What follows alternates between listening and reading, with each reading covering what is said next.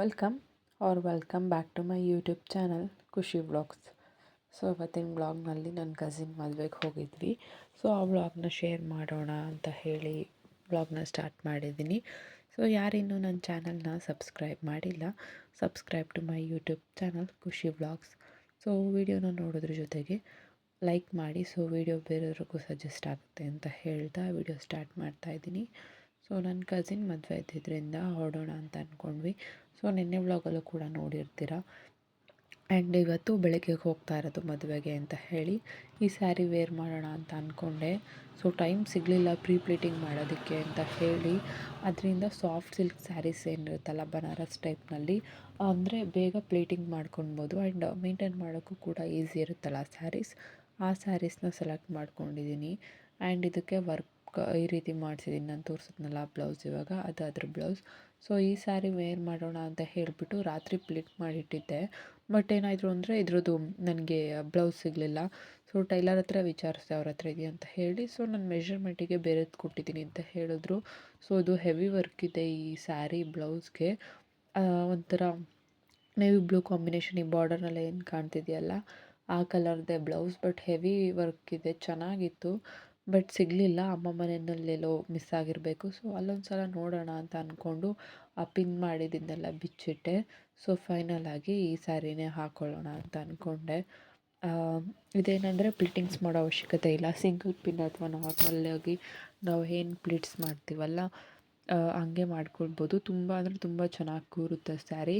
And ಬ್ರೈಟಾಗಿ ಕೂಡ ಇದೆ, ಸ್ವಲ್ಪ ಡಾರ್ಕ್ ಕಲರ್ ಅಲ್ಲ, ಬ್ರೈಟಾಗಿ ಕಾಣುತ್ತೆ ಅಂತ ಹೇಳಿಬಿಟ್ಟು ಅದನ್ನು ತಗೊಂಡೆ.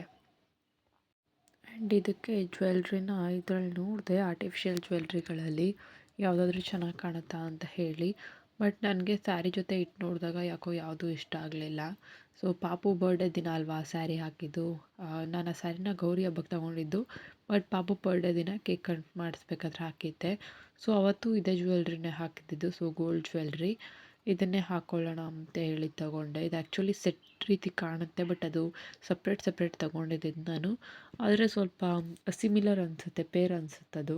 ಸೊ ಅದಕ್ಕೆ ಈ ಬ್ಯಾಂಗಲ್ಸ್ನ ಹಾಕ್ಕೊಳ್ಳೋಣ ಅಂದ್ಕೊಂಡಿದ್ದೀನಿ. ಸೊ ಬಳೆಶಾಸ್ತ್ರದ ದಿನ ಇದೇ ಬಳೆಗಳನ್ನ ಹಾಕಿದ್ದಿದ್ದು. ಸೊ ಬ್ಲ್ಯಾಕ್ ಎಲ್ಲದಕ್ಕೂ ಮ್ಯಾಚ್ ಆಗುತ್ತೆ. ಆ್ಯಂಡ್ ನಾನೇನು ಅಂದ್ಕೊಂಡಿದ್ದೀನಿ ಅಂದರೆ ಅದಾಗದು ಬಳೆಗಳು ಒಡೆದೋಗೋವರೆಗೂ ಬೇರೆದು ಹಾಕಿಸ್ಬಾರ್ದು ಅಂತ ಅಂದ್ಕೊಂಡಿದ್ದೀನಿ. ಬಿಕಾಸ್ ಚೆನ್ನಾಗಿ ಕಾಣುತ್ತೆ. ನನಗೆ ಈ ಬ್ಲ್ಯಾಕ್ ಬ್ಯಾಂಗಲ್ಸ್ ಅಂದರೆ ತುಂಬ ಇಷ್ಟ ನನಗೆ. ಸೊ ಜ್ಯುವೆಲ್ರೀಸ್ನಲ್ಲಿ ಈ ರೀತಿ ಯಾವುದ್ರಲ್ಲೂ ನೋಡೋಣ ಅಂದ್ಕೊಂಡೆ. ಬಟ್ ಯಾಕೋ ಯಾವುದೂ ಇಷ್ಟ ಆಗಲಿಲ್ಲ. ಆ್ಯಂಡ್ ಅದಕ್ಕೆ ಸ್ವಲ್ಪ ಬೀಡ್ಸ್ ತರಿಸಿದ್ದೀನಿ. ಬೀಡ್ಸ್ ಹಾಕಬೇಕು ಬ್ಲೌಸ್ಗಳಿಗೆಲ್ಲ. ಸೊ ಹೇಗೆ ಹಾಕ್ತೀನಿ ಆ್ಯಂಡ್ ಹೇಗೆ ಕಾಣುತ್ತೆ, ಯಾವ ಸ್ಯಾರಿಗೆ ಹಾಕ್ತೆ ಅನ್ನೋದನ್ನು ಕೂಡ ಶೇರ್ ಮಾಡ್ತೀನಿ. ಸೊ ಬೆಳಗ್ಗೆ ಆಗಿದ್ದರಿಂದ ದೇವ್ರ ಪೂಜೆ ಮುಗಿಸಿ ಆಮೇಲೆ ಹೋಗೋಣ ಅಂತ ಅಂದ್ಕೊಂಡೆ. ಸೊ ಮದುವೆ ಇರೋದು 9:30 ಟೈಮ್ ಇರೋದು. ಸೊ ನನಗೆ ರೆಡಿ ಆಗೋಕ್ಕೆ 1 ಅವರ್ ಆದರೆ ಸಾಕಾಗುತ್ತೆ. ಸೊ ಬೆಳಗ್ಗೆ 5 ಅಷ್ಟರಲ್ಲೆಲ್ಲ ಎದ್ದು ಎಲ್ಲ ಕ್ಲೀನ್ ಮಾಡಿಕೊಂಡು ಪೂಜೆ ಮಾಡ್ತಾಯಿದ್ದೀನಿ. ಇವಾಗ ಇನ್ನೂ 5:30 5:40 ಅಪ್ರಾಕ್ಸ್ ಆಗಿತ್ತು ನಾನು ಪೂಜೆ ಮಾಡಬೇಕಾದ್ರೆ. ಪೂಜೆ ಮಾಡ್ದಲೇ ಹೋದರೆ ನಾನು ಸ್ಯಾಟರ್ಡೆ ಮಂಡೇ ಮಾಡೇ ಮಾಡ್ತೀವಿ ನಮ್ಮ ಮನೇಲಿ ಪೂಜೆನ. ಅಂದರೆ ಎಲ್ಲ ಕ್ಲೀನ್ ಮಾಡ್ಕೊಂಡು ಒಂದು ಕಡೆಯಿಂದ ನೀಟಾಗೆ ವಾರ ಅಂತ ಹೇಳ್ತಾರಲ್ಲ ಆ ರೀತಿ ಮಾಡ್ಕೊಳ್ಳೋದು.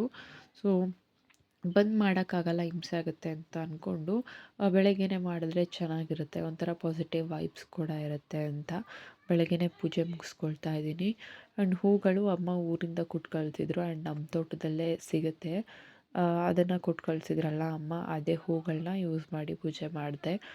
ಬೇಗ ಪೂಜೆ ಮಾಡೋದ್ರಿಂದ ಏನಂದರೆ ಒಂಥರ ದಿನಪೂರ್ತಿ ಫ್ರೆಶ್ ಅನಿಸುತ್ತೆ.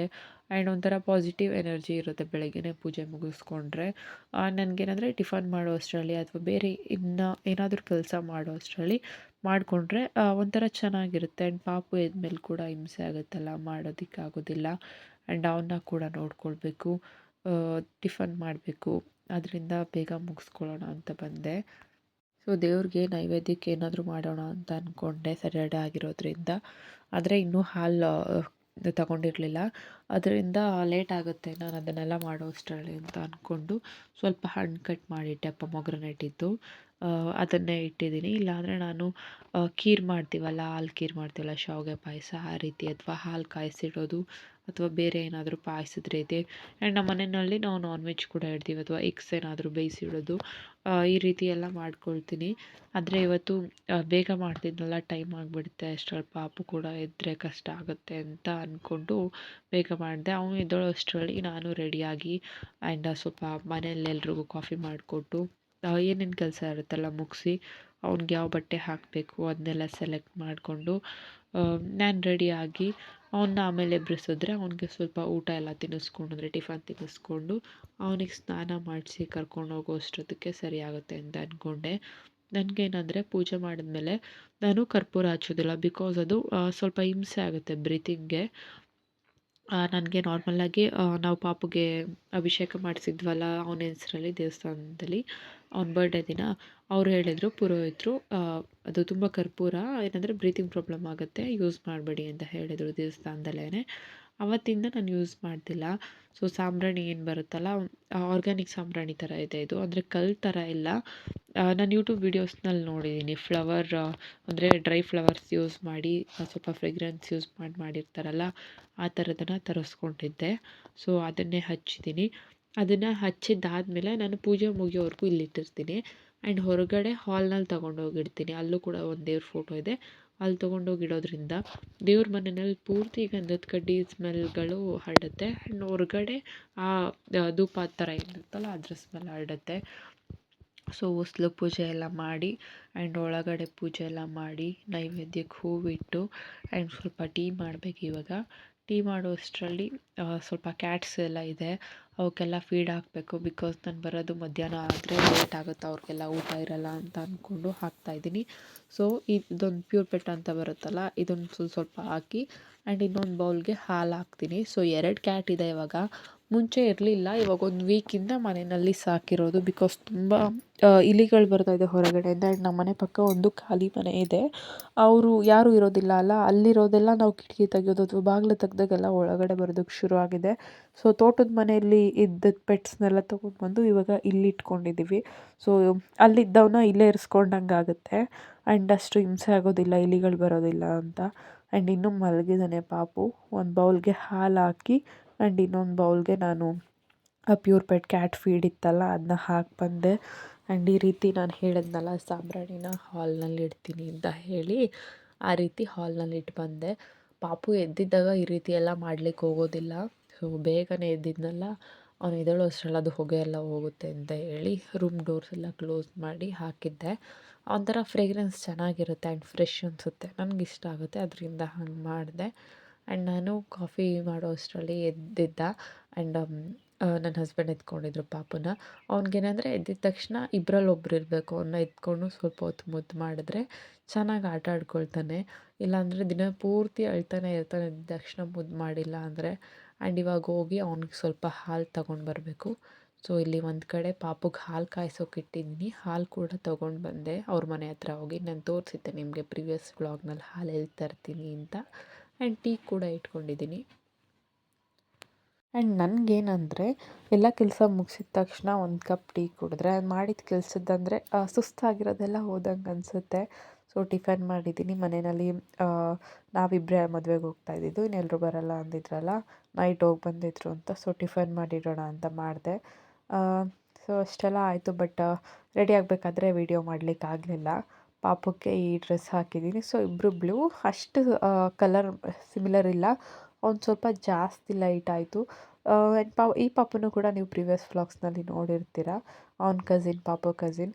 ಅಂದರೆ ನನಗೆ ಹೀಗೆಲ್ಲಾದರೂ ಹೊರಗಡೆ ಬಂದರೆ ನನ್ನ ಕಸಿನ್ಸ್ ಎಲ್ಲ ಅವನ್ನ ಎತ್ಕೊಳ್ತಾರೆ, ಅದೊಂದು ಅಡ್ವಾಂಟೇಜ್. ಆ್ಯಂಡ್ ನನ್ನ ಹತ್ರ ಅವರು ಕೊಡೋದೇ ಇಲ್ಲ. ಆ್ಯಂಡ್ ಇವಾಗ ಅಪ್ಪ ಅಮ್ಮ ಕೂಡ ಬರ್ತಾರೆ ಮದುವೆಗೆ, ಅವರೇ ಎತ್ಕೊಳ್ತಾರೆ ಅವನ್ನ, ಅಥವಾ ನನ್ನ ಕಸಿನ್ಸ್ ಇರ್ತಾರಲ್ಲ ಅವರೇ ಎತ್ಕೊಳ್ತಾರೆ. ಸೊ ಸ್ವಲ್ಪ ಸೌಂಡ್ಸ್ ಎಲ್ಲ ಇರುತ್ತಲ್ಲ, ಅವ್ನಿಗೆ ಇಷ್ಟ ಆಗುತ್ತೆ ಈ ಸೌಂಡ್. ಏನಂದರೆ ಸಾಂಗ್ಸ್ ಅಲ್ಲ, ಮದುವೆನಲ್ಲಿ ವಾದ್ಯ ಏನಿರುತ್ತಲ್ಲ ಆ ಸಾಂಗ್ಸ್ ಅಂದರೆ ಇಷ್ಟ ಅವ್ನಿಗೆ. ಡ್ಯಾನ್ಸ್ ಮಾಡೋದು, ಒಂಥರ ಹಾಡು ಹೇಳೋ ಥರ ಮಾಡೋದು, ಹಂಗೆ ಮಾಡ್ತಿರ್ತಾರೆ. ಸೊ ಅಷ್ಟರಲ್ಲಿ ಅಮ್ಮ ಅಪ್ಪ ಬಂದರು ಮದುವೆಗೆ ಅಂತ ಹೇಳಿ. ಇನ್ನು ಅವ್ರು ಹೊರಡೋವರೆಗೂ ನನ್ನ ಹತ್ರ ಬರೋದಿಲ್ಲ, ಅಲ್ಲೇ ಇರ್ತಾನೆ. ಸೊ ನಾನು ನನ್ನ ಕಸಿನ್ಸ್ ಜೊತೆ ಸ್ವಲ್ಪ ಟೈಮ್ ಸ್ಪೆಂಡ್ ಮಾಡೋಣ ಅಂತ ಹೇಳಿ ಅವ್ರ ಜೊತೆ, ಅಪ್ಪ ಅಮ್ಮನ ಜೊತೆ ಪಾಪುನ ಕೊಟ್ಟು ನಾನು ಅವ್ರ ಜೊತೆ ಕೂತ್ಕೊಂಡಿದ್ದೆ. ಹಿಂಗೆಲ್ಲಾದರೂ ಮದುವೆ ಅಥವಾ ಇನ್ನಿತರ ಫಂಕ್ಷನ್ಸ್ ಏನಾದರೂ ಇದ್ದರೆ ಎಲ್ಲರ ಜೊತೆಲಲ್ಲಿರೋದು ಖುಷಿ ಅನಿಸುತ್ತೆ ಆ್ಯಂಡ್ ಒಂಥರ ರಿಲ್ಯಾಕ್ಸ್ ಆಗುತ್ತೆ. ಎಲ್ಲರ ಜೊತೆನಲ್ಲಿ ಸೇರೋದು ಆ್ಯಂಡ್ ಒಳ್ಳೆ ಟೈಮ್ ಸ್ಪೆಂಡ್ ಮಾಡೋದು ಖುಷಿ ಅನಿಸುತ್ತೆ. ಆ್ಯಂಡ್ ಪಾಪುನ ಕೂಡ ಎತ್ಕೊಳ್ಳೋಕೆ ಅವ್ರು ಇರ್ತಾರಲ್ಲ ಅಮ್ಮ ಅಪ್ಪ ಎಲ್ಲ. ನನಗಷ್ಟು ಕಷ್ಟ ಆಗೋದಿಲ್ಲ ಬಿಕಾಸ್ ಅವ್ರ ಹತ್ರನೇ ಇರ್ತಾನೆ, ಅವರೇ ಊಟ ಮಾಡಿಸೋದಾಗಿರಲಿ ಎಲ್ಲ. ಆ್ಯಂಡ್ ಇಲ್ಲಿ ತುರುವೇಕೆರೆ ಕೆರೆ ಕೋಡಿ ಆಗೋ ಜಾಗದಲ್ಲ ಇದು ಕಲ್ಯಾಣ ಮಂಟಪ ಇರೋದು. ಪಾಪುಗೆ ನೀರಂದರೆ ನಾನು ನಿಮಗೆ ತೋರಿಸಿದ್ದೆ ವ್ಲಾಗ್ಗಳಲ್ಲಿ ಅವ್ನು ಯಾವ ರೀತಿ ರಿಯಾಕ್ಟ್ ಮಾಡ್ದ ಸಾರಿಗೆಹಳ್ಳಿ ಕೆರೆ ಹತ್ರ ಕರ್ಕೊಂಡು ಹೋಗಿದ್ದಕ್ಕೆ ಅಂತ ಹೇಳಿ. ಅಲ್ಲಿ ನೀರ ಹತ್ರ ಎಲ್ಲ ಆಟ ಆಡಿಸಿದ್ವಲ್ಲ, ಸೊ ಅಲ್ಲಿ ನಿಂತ್ಕೊಂಡಾಗ ಆ ನೀರು ಕಾಣುತ್ತೆ, ಆ ಕೋಡಿ ನೀರೇನಿರುತ್ತೆ ಕೆರೆ ಕಾಣ್ತಿರುತ್ತೆ. ಆ ಕೆರೆ ಹತ್ರ ನೋಡಿಕೊಂಡು ಅಲ್ಲಿ ತೋರಿಸ್ತಿದ್ದ ಕರ್ಕೊಂಡೋಗಿ ಅಂತ ಹೇಳಿ ಹಠ ಮಾಡ್ತಿದ್ದ. ಅಷ್ಟರಲ್ಲಿ ನಿದ್ದೆ ಬಂದು ಹಾಗೆ ಹೆಗ್ಲ ಮೇಲೆ ನಿದ್ದೆ ಮಾಡ್ತಾ ಇದ್ದಾನೆ. ಸೊ ಒಂದು ಹಾಫ್ ಆನ್ ಅವರ್ ಮಲ್ಕೊಳ್ತಾನೆ. ಮಲ್ಕೊಂಡ್ರೆ ಚೆನ್ನಾಗಿ ಆಟ ಆಡ್ತಾನಲ್ಲ, ಅವನು ಎದ್ದ ಮೇಲೆ ಕರ್ಕೊಂಡೋಗಿ ತೋರಿಸ್ಕೊಂಡು ಬಂದರೆ ಆಯಿತು ಅಂತ ಹೇಳಿ ಮಲಗಿಸ್ಕೊಂಡಿದ್ದೀನಿ. ಆ್ಯಂಡ್ ಈ ಸ್ಯಾರಿಗೆ ಚೆನ್ನಾಗಿ ಕಾಣ್ತಾಯಿತ್ತು ಜ್ಯುವೆಲ್ರಿ ಅದು. ನಾನು ಆರ್ಟಿಫಿಷಿಯಲ್ ಜ್ಯುವೆಲ್ರಿ ಹಾಕಿದರೆ ಅಷ್ಟು ಚೆನ್ನಾಗಿ ಅನ್ನಿಸ್ತಿರ್ಲಿಲ್ಲ. ಆ್ಯಂಡ್ ಊಟ ಮಾಡೋಣ ಅಂತ ಬಂದ್ವಿ. ಅಷ್ಟರಲ್ಲಿ ಪಾಪು ಕೂಡ ಎದ್ದಿದ್ದ, ಅಮ್ಮನ ಕೈ ಕೊಟ್ಟಿದ್ದೆ. ಆ ಚೌಟ್ರಿ ಎದುರುಗಡೆನೇ ಕೆರೆ ಕೂಡ ಇರೋದು. ಒಂದು ರೋಡ್ ಕ್ರಾಸ್ ಮಾಡಿದ್ರೆ ಇಲ್ಲಿ ಸಿಗುತ್ತೆ. ಒಂದು 5 ಮಿನಿಟ್ಸ್ ಅಲ್ಲಿ ಟೈಮ್ ಸ್ಪೆಂಡ್ ಮಾಡೋಣ ಅಂತ ಬಂದ್ವಿ. ಬಿಕಾಸ್ ಚೆನ್ನಾಗಿರುತ್ತೆ ನೋಡಲಿಕ್ಕೆಲ್ಲ, ಪಾಪುಗೂ ಕೂಡ ಇಷ್ಟ ಆಗುತ್ತಲ್ಲ. ಅವನೇ ತೋರಿಸಿದ್ದು ಹೋಗೋಣ ಅಂತ ಹೇಳಿ, ನೀರು ಕಾಣ್ತಾ ಇತ್ತು ಮೇಲಿಂದ. ತೋರಿಸ್ತಿದ್ನಲ್ಲ ಅದಕ್ಕೆ ಕರ್ಕೊಂಡು ಹೋಗೋಣ ಅಂತ ಹೇಳಿಬಿಟ್ಟು ನೀರ ಹತ್ರ ಕರ್ಕೊಂಡು ಬಂದಿದ್ದೀವಿ. ಆ್ಯಂಡ್ ನಿಂತ್ಕೊಂಡು ತೋರಿಸ್ತಿದ್ವಿ ಅಷ್ಟೇ, ನೀರ ಹತ್ರ ಎಲ್ಲ ಕರ್ಕೊಂಡು ಹೋಗಲಿಲ್ಲ. ಬಿಕಾಸ್ ಅಲ್ಲೇನಂದರೆ ಪಾಚಿ ಕಟ್ಟಿರುತ್ತೆ ಆ್ಯಂಡ್ ಅಷ್ಟು ಸೇಫ್ ಅಲ್ಲ ಅದು. ನಾರ್ಮಲ್ ಲೋಕಲ್ ಪೀಪಲ್ ಏನಿರ್ತಾರೋ ಅವರೆಲ್ಲ ಇರ್ತಾರೆ, ಬಟ್ಟೆ ಒಗೆಯೋದು, ಈ ರೀತಿ ಫಿಶಿಂಗ್ ಮಾಡೋದು ಇದೆಲ್ಲ ಮಾಡ್ತಿರ್ತಾರೆ. ಬಟ್ ಹೊರಗಡೆಯಿಂದ ಬಂದವ್ರು ಯಾರೂ ಹೋಗೋದಿಲ್ಲ. ಇಲ್ಲೇ ನಿಂತ್ಕೊಂಡು ಇಲ್ಲಿ ಬ್ರಿಡ್ಜ್ ಥರ ಇದೆ, ಅಲ್ಲಿ ನಿಂತ್ಕೊಂಡು ನೋಡ್ತಿರ್ತಾರೆ. ಬಟ್ ವಾಟರ್ ಲೆವೆಲ್ ಕಡಿಮೆ ಆಗಿದೆ, ತುಂಬ ಜಾಸ್ತಿ ಇತ್ತು ಒಂದು 15 ಡೇಸ್ ಮುಂಚೆ. ಮಳೆ ಕಡಿಮೆ ಆಗ್ತಾ ನೀರು ಕೂಡ ಕಡಿಮೆ ಆಗಿದೆ. ಸೊ ಯಾವಾಗಾದರೂ ಒಂದು ಸಲ ನೆಕ್ಸ್ಟ್ ಬರೋ ವ್ಲಾಗ್ಗಳಲ್ಲಿ ತೋರಿಸ್ತೀನಿ ಯಾವ ರೀತಿ ಇರುತ್ತೆ ಅಂತ ಹೇಳಿ. ಸೊ ಎಲ್ಲರೂ ಹೊರಡ್ರು, ಮನೆಗೆ ಹೋಗೋಣ ಅಂತ ಹೇಳಿ. ಅಮ್ಮ ಅಪ್ಪನೂ ಊರಿಗೆ ಹೋಗ್ತೀವಿ ಅಂತ ಹೊರಟ್ರು. ಇವತ್ತು ವ್ಲಾಗ್ ಇದಾಗಿತ್ತು. ಸೊ ವ್ಲಾಗ್ ಇಷ್ಟ ಆಗಿದ್ದರೆ ಲೈಕ್ ಮಾಡಿ, ಶೇರ್ ಮಾಡಿ, ಕಾಮೆಂಟ್ ಮಾಡಿ. And thank you for watching my video.